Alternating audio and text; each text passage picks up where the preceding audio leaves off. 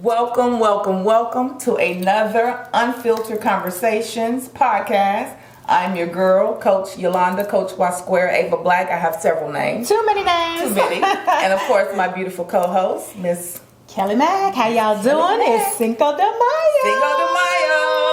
And my sister has some treats over there. Oh, yeah, and y'all see, we're not forgetting about Miss Britnie. We do have a guest today. We do, and we're going to dive into that in just a few. Yeah, we're going to give y'all some information about Miss Britnie, let you know what she does. But my sister is about to whip up these treats for us for Cinco de Mayo. What you making, sis? Some margaritas? Well, these are liquid treats today, and yes, it's Cinco de Mayo, so why not do some margaritas? Margaritas! Yes, so, of course, you need a decent tequila. Mm-hmm. Now, I'm a Don Julio kind of girl, and I like other tequilas too, but you don't put Don Julio in a margarita. You don't mix that. That's something you just put on the rocks and you use fresh lime juice and you keep pushing, okay?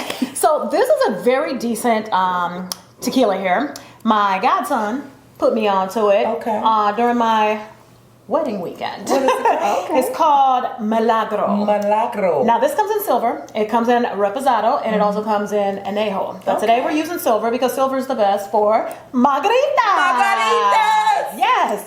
So that's the first ingredient is a decent tequila. Okay. Our second ingredient is going to be the margarita mix. All right. Now, if you notice, whenever you go to shop for a margarita mix, you know, they're loaded with sugar. They're loaded with calories. Mm-hmm. I like Fever Tree. It's only 50 calories per 4 fluid ounces. Okay. And there's only 11 grams of added sugar. And where you get that from? Now, I get this one from Food Lion, but sometimes you could find this in Marshall's as well. Stop playing. Yes. Okay. So it would be over by the wines in the mixers in the grocery store. All right. So Fever Tree, my favorite. Always shake before you use. And you said it's vegan, right? It's vegan friendly. So this is a margarita. That's a margarita. A margarita. Whatever. No salt, no sugar, because what does salt and sugar do? It bloats. It bloats. It retains water, and water retains weight, and we don't want that problem. No. So, you know, most people, you know, they'll go like this, get a sugar rim, a salt rim. We ain't doing that, okay? Now, you might be wondering, what is the orange juice for? Mm-hmm. Usually when you see orange juice and tequila, it's for a tequila sunrise. But this calls for the perfect margarita. Just a splash will do something amazing. So ladies, are we ready to try? I'm ready to be amazed. All right. So I already have the ice in our glasses. Over here we have some ice just to keep it good and chilled. Mm-hmm. The unique thing about this mixer here, by the way, this is going to be a gift to you at the end of the show. So you can make us margaritas or daiquiris next time. Thank you. Now the top is a shot glass. Okay. So we are going to start off, since it's 3 of us, we are going to do 3 shots. Three shots. Well, Britnie will have you hold that. Yes. I'm going to give y'all a fun fact about Cinco de Mayo, while we're doing this. I never knew why we celebrated Cinco de Mayo or really what it was about. I did, know it was a Spanish-Mexican holiday, and it's very festive, and you have drinks, and you eat, and all of that. But, fun fact, I was today years old when I found this out. Cinco de Mayo, of course, it's a yearly celebration that's held every May 5th, and it celebrates Mexico's victory over the Second French Empire at the Battle of Puebla. And this was in 1862. And this was General Zaragoza. I'm not going to pronounce his other name. I won't tear it up. But General Zaragoza is the one who led that war. That's right. And so pretty much Cinco de Mayo is celebrating freedom, but not for all of Mexico, just for that specific colony area, city. So what we did in America is we just kind of made it an American holiday because only certain people out of Mexico celebrate Cinco de Mayo, which is the 5th of May. So just a little interesting tidbit for you. And earlier when Yolanda said a Spanish holiday, Mexican holiday, she kind of cleaned that up real quick because Spanish is not the same as Mexican. You know what? And they get very upset about that, very offended about that. So I apologize. Just like Africans do not want to be called African Americans. They're like, I'm African, I'm Nigerian. Jamaicans don't want to be called African American. They're Jamaican. We're going to have a show about that one day because I don't understand that. I really feel like we all believe. I get it. I get nationality culture lines, but we're going to have a show about that one day. We will definitely do that. But, you may be Colombian, you may be Puerto Rican, and you speak Spanish, but you're not Mexican, and they take insult to that. So Yeah. I'm glad you cleaned that up. Yes. Because we don't want no backlash. No, This no is only backlash. like what? Episode 4 of the podcast, Unfiltered Conversations. So I have my 3 shots in the margarita mixer. Now we're going to do 4 shots of this, okay?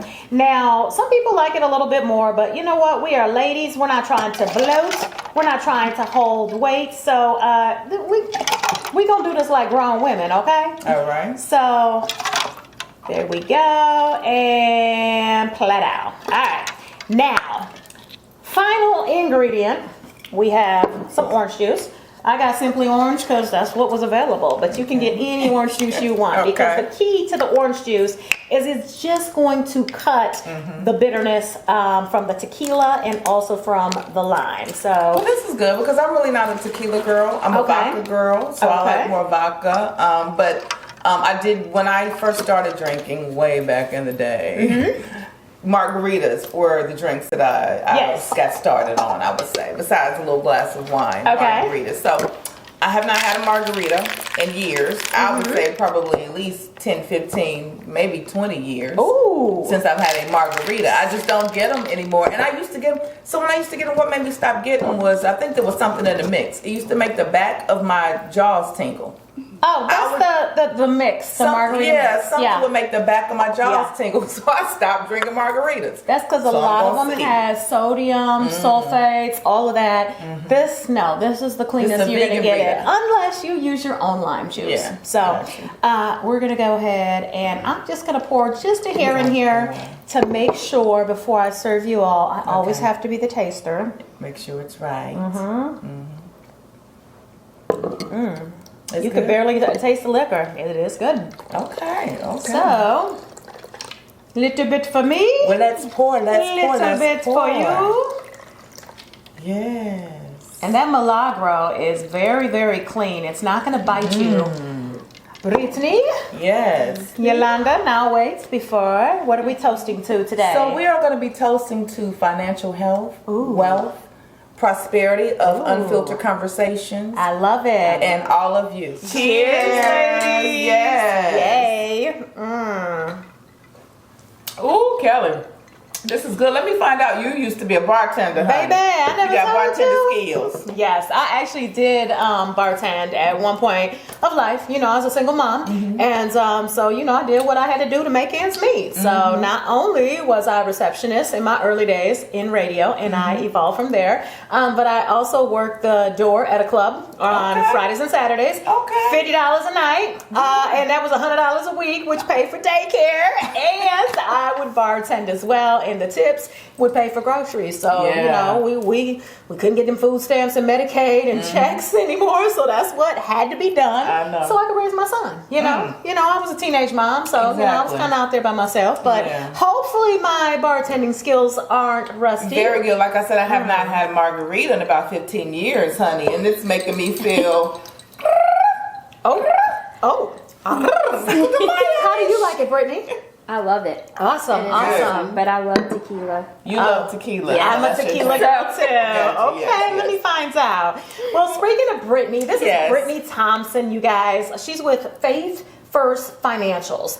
Now, I love your mission statement. Turning hope into action by teaching people how to make money work for them, especially those who are tired for working for money. Which I think we're all tired of working for money.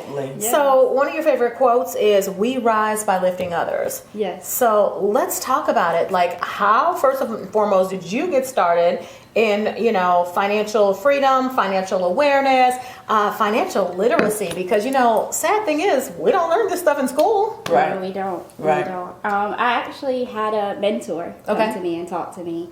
And she was telling me that I was going to go meet a millionaire. So who doesn't want to meet a millionaire? Right.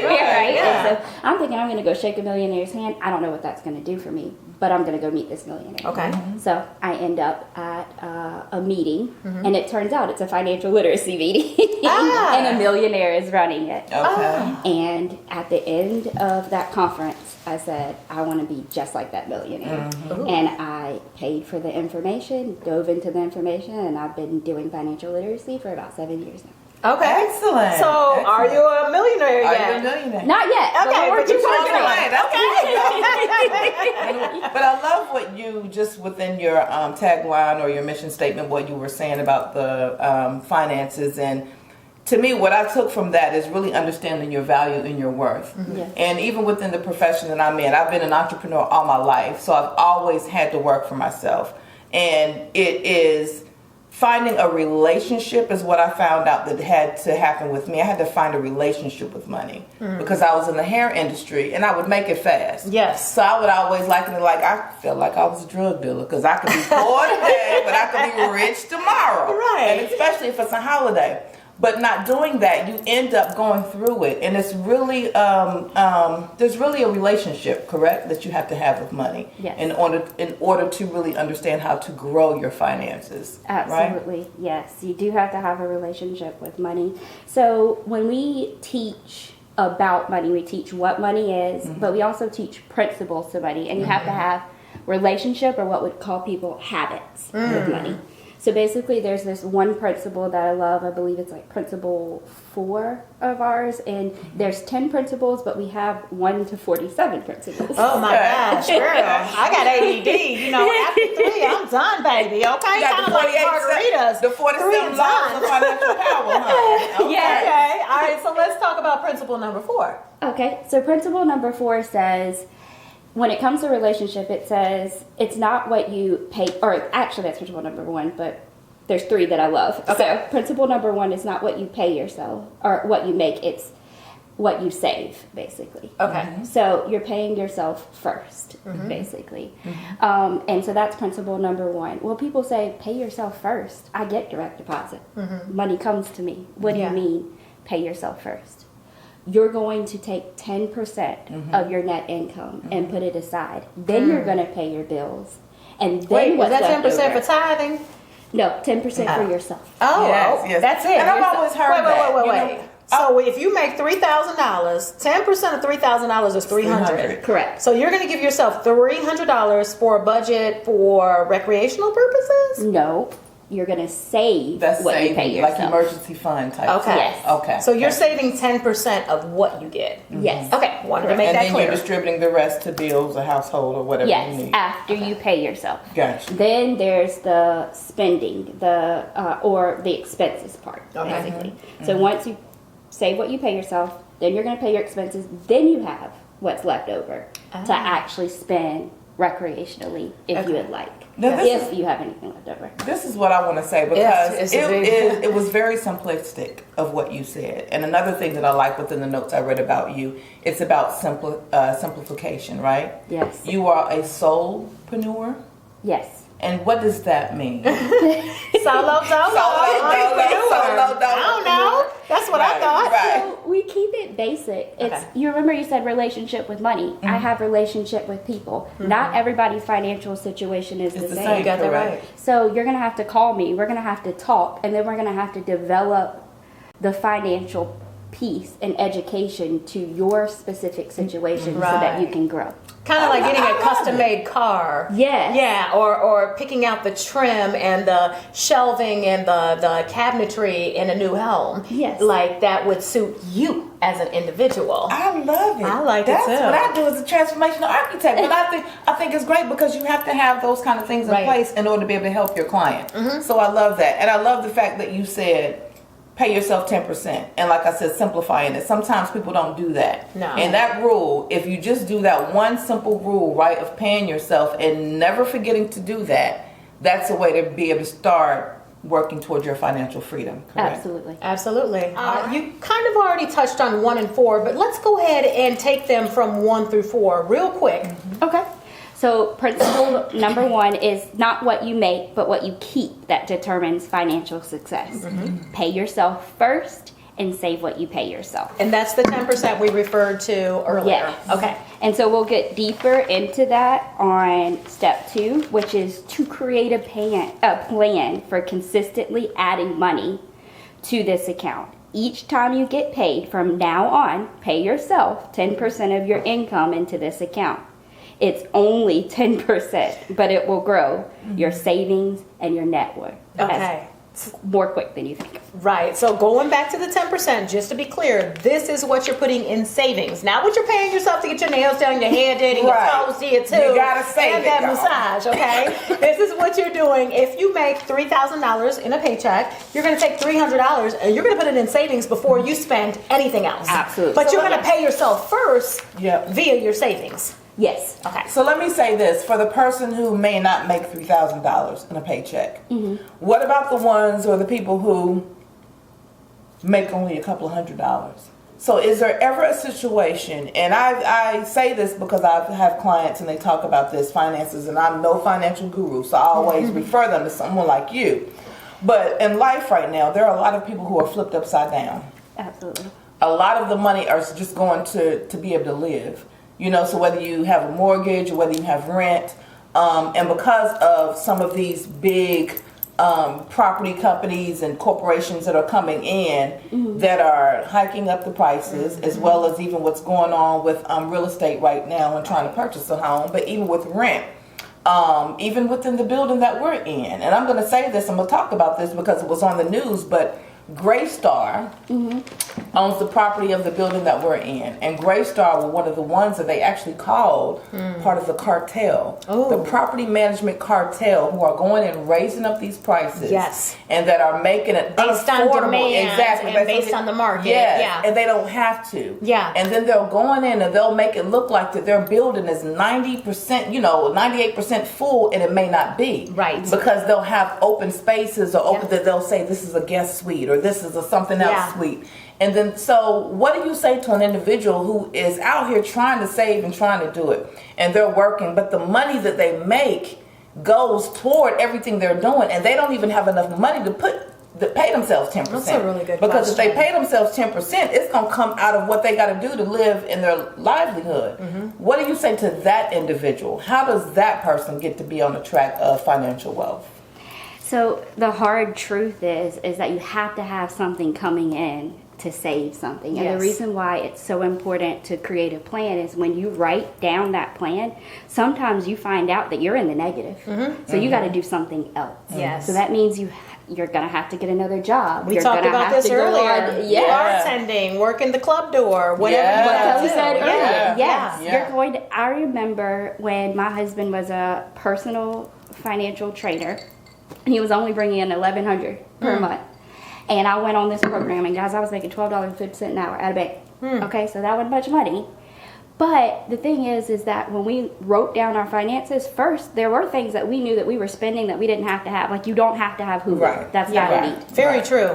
Very Because true. you can tap into your family members or your friends. You don't need Netflix. You don't need Netflix. Yeah, you can tap into your family members or your friends. Exactly. But no.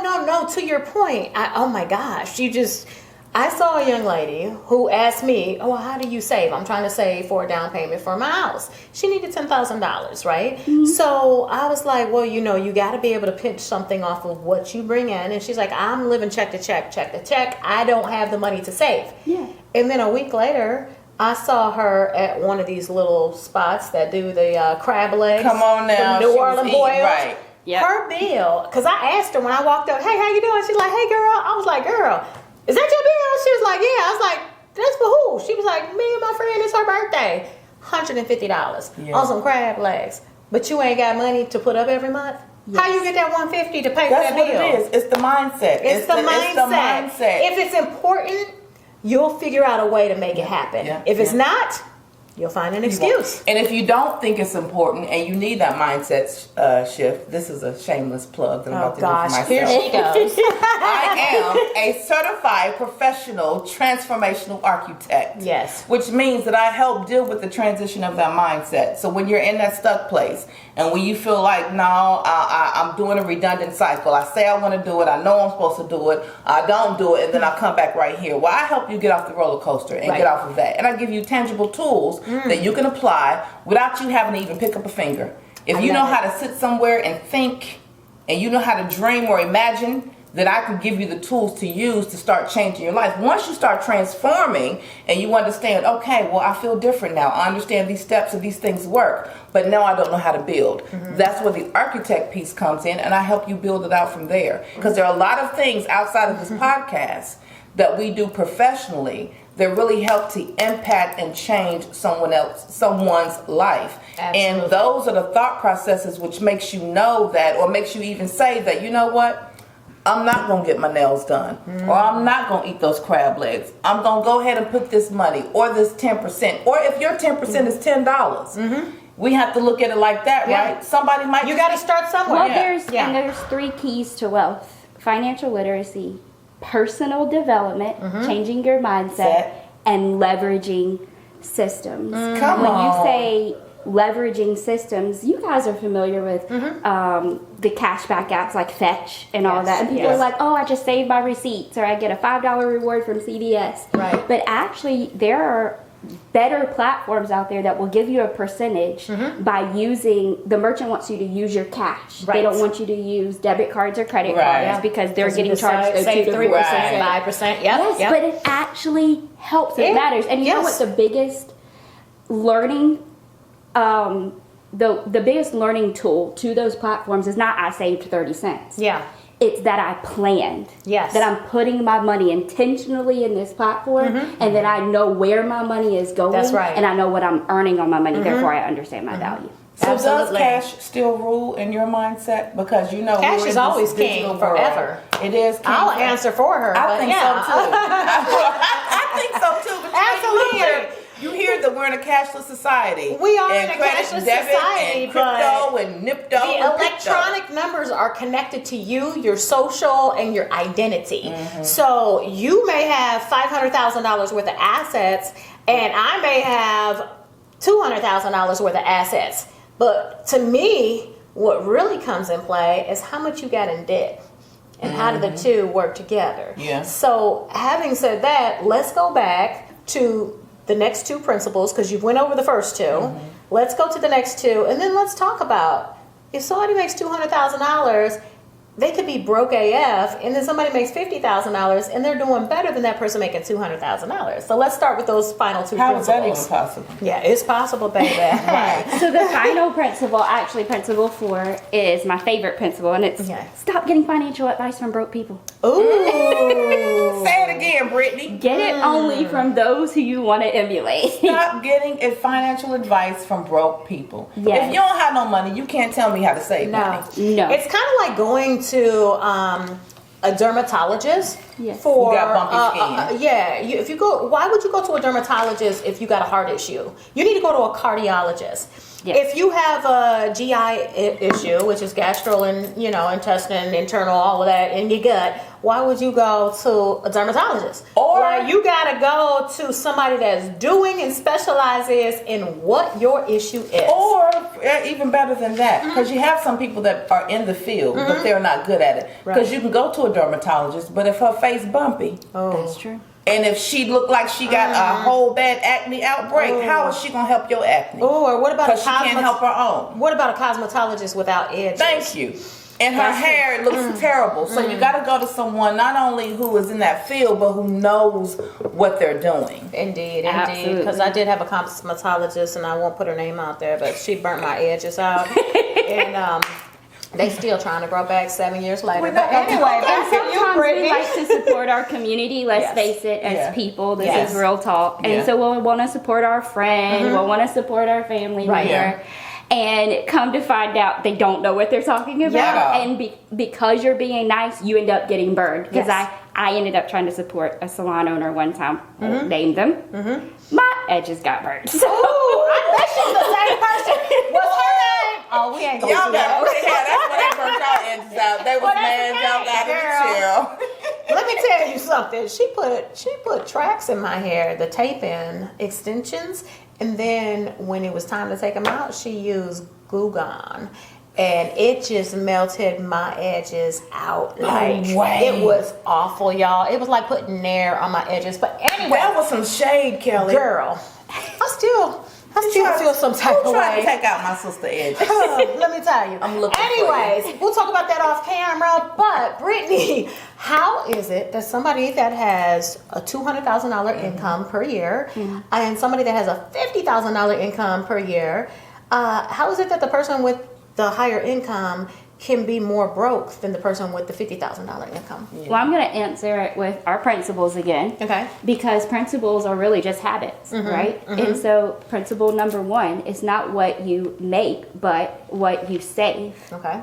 So if you have $200,000 coming in, but you're spending $250,000, you're $50,000 in the hole. Yeah. Right. But if you have $50,000 coming in and you're spending $25,000, you have $25,000 compounding over time coming to you. Warren Buffett started out with $2,000. Wow. Now he's one of the richest men. Wow. In the world. That's powerful And I love information. Yes. Yeah. I love that you say this. Another shameless plug. My father had the privilege of having Warren Buffett as a friend when he started early in his career. Wow. Warren Buffett is actually one of the owners of Scott and Fetzer Corporation, which is a part of Kirby, the Kirby Company. Like the vacuum cleaner Kirby? vacuum my cleaner.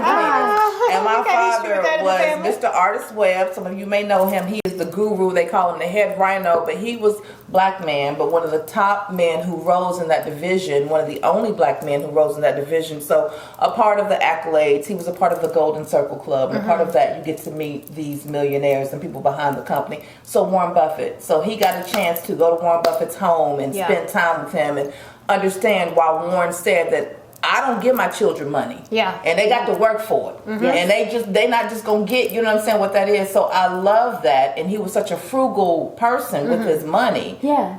It's important to be that way. Yeah, right? definitely. And It speaking of being frugal, I think that being frugal is essential. Yeah. So let's go over some statistics in the United States Okay. as it pertains to, let's say, school loans is huge. College loans is huge. Yeah. Debt. Just because you have a $25,000 credit limit on your credit card doesn't mean you have to spend $25,000. So let's go over some of that just to That's how kind they of give entice people us. an idea of how that works. Okay, so when you're talking about credit, and we call that, like when we talk about credit, we talk about installment loans and we talk about revolving accounts. The reason why we talk about a revolving account is because a credit card, you can have $25,000 limit, spend $25,000, pay that $25,000 off, and revolve right back around to having another $25,000 limit. So with a credit card, it's called revolving or utilization ratio, basically. So just because you have $25,000 doesn't mean you spend $25,000 because you may not make $25,000 next month to pay it off. Yeah. So you only want a certain percentage reporting to your credit report. They say 30% or less. I go even lower than that. You only want 5 to 10% reporting. That's called debt management. That's good information. So like 10% of $25,000 is $2,500. So just throwing numbers out there. Yeah. So let's go over these percentages of what is the average American? How much are they in debt? The average American is in debt $117,951, and this is according to the U.S. Census Bureau and the IRS.gov. Okay. And how much does the average American owe in student loans? Around $38,000. Wow. Do y'all see these numbers? Do you all understand this? This is some great information that you have been given and to us. And I want, before we go, for people to get, how can they get in touch with you? How, if they want to get more information, if they want to be a part of your program, what do they need to do? So they can call my phone number, which is 864-631-9254. Know more about your financial situation or explain your financial situation, email me at BritnieThompson5@gmail.com. Excellent. Awesome. And she's also on Facebook and Instagram. Thank you so much for watching episode 4 of Unfiltered Conversations. We'll be back next Sunday, 7 o'clock for episode 5. Yeah.